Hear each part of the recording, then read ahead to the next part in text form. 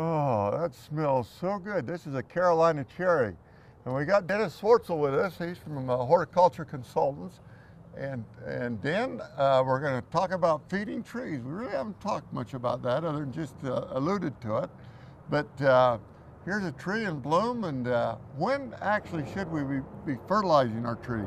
Well, most of the trees need nutrition early in the season as the new leaves are emerging, and of course during the flowering period as well. The primary nutrient required by trees is nitrogen. So when you look at your bag of fertilizer or the box that you buy, that first number is the nitrogen component. That's very important. And that's always right here. We always have those three numbers to make it a fertilizer. Right. It's nitrogen, phosphorus, and potassium, and this first number is the one that's most critical for the trees.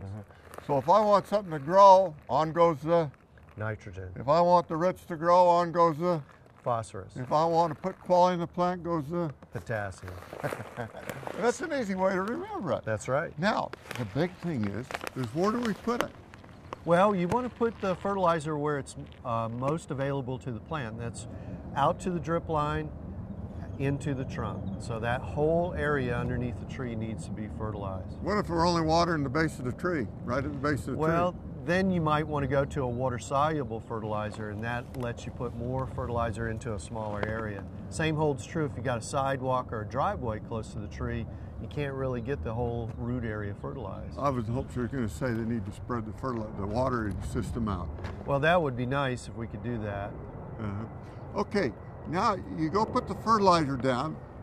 Should you water before or? Afterwards. Once the fertilizer's down, if you're using the granular, that goes down first and then you irrigate. Why do you always water after? Well, we want to reduce the danger of burning the roots. You know, if that fertilizer sits on top of the root system, it can actually extract water out of the roots. Yeah, I always compare it to potato chips. The more potato chips they eat, the more concentration of salts, and it starts, then I got to drink water. And fertilizers are salts. Exactly. Not many people understand that, because anytime you put two nutrients together, you got to salt right there. Now, you mentioned granular fertilizer or soluble fertilizer. Which is best? Well, it depends on the circumstances. If you got a big lawn area or a widespread area, you can use the granular. It's a little easier to put down. You just take it and put it in one of these spreaders and crank it out underneath the drip line. If you've got a real tight area or are concerned about getting that nutrient in quickly, then you might want to use something like this, which is water soluble. That means basically the powder is dissolved in the water, and it makes it easier for the nutrients to get into the root system. Simply pour it into the sprayer, attach it to the hose, spray the fertilizer out underneath the tree, and this one's also absorbed by the foliage.